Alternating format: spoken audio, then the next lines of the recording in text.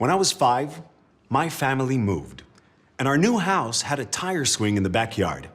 It was awesome.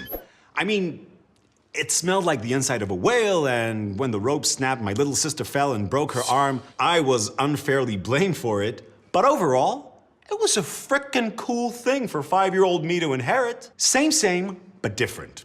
When Russia moved into Poland in the late 1700s, Russia inherited more than just a bunch of tire swings. They got a few million Jews. And if Catherine the Great was as excited about her new Jews as I was about the tire swing, she had a funny way of showing it. In 1791, she basically drew a line in the snow that the Jews could not cross.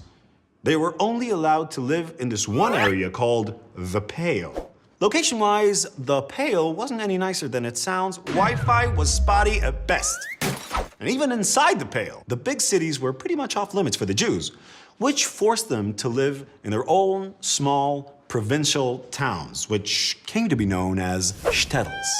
Life in the shtetl was hard, but people made do. And a rich shtetl culture even emerged over time. You can read about it in the stories of Isaac Bashevis Singer, or just watch the old Broadway musical Fiddler on the Roof. Tradition! But just imagine, you're a 12-year-old kid living in the shtetl, chasing an overaged chicken in the hope of a measly bowl of soup, when boom, a Russian army officer shows up and tries to draft you into the army.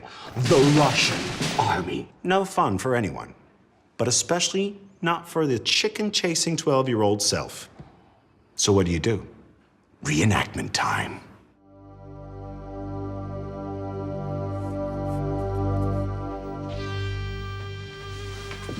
אמא, זה נורא כואב, זה לא עובר לי.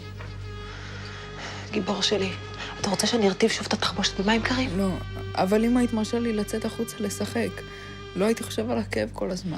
תסלח לי, סרוליק, אבל אין ברירה, הכאב יעבור. אני מבטיחה לך. תתחבא, תהיה בשקט של ישמע.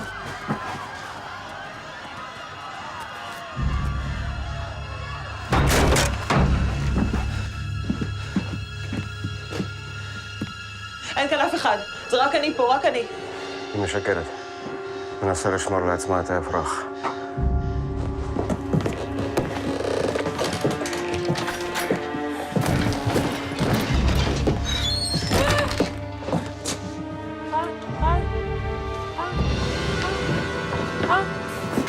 הנה הוא, החייל האמיץ שלנו. מה זה? חץ אצבע? איך זה קרה? איך זה קרה?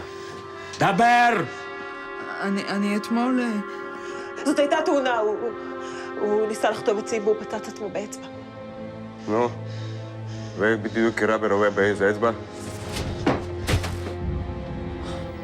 בואו נמשיך, חסרים לנו עוד 2.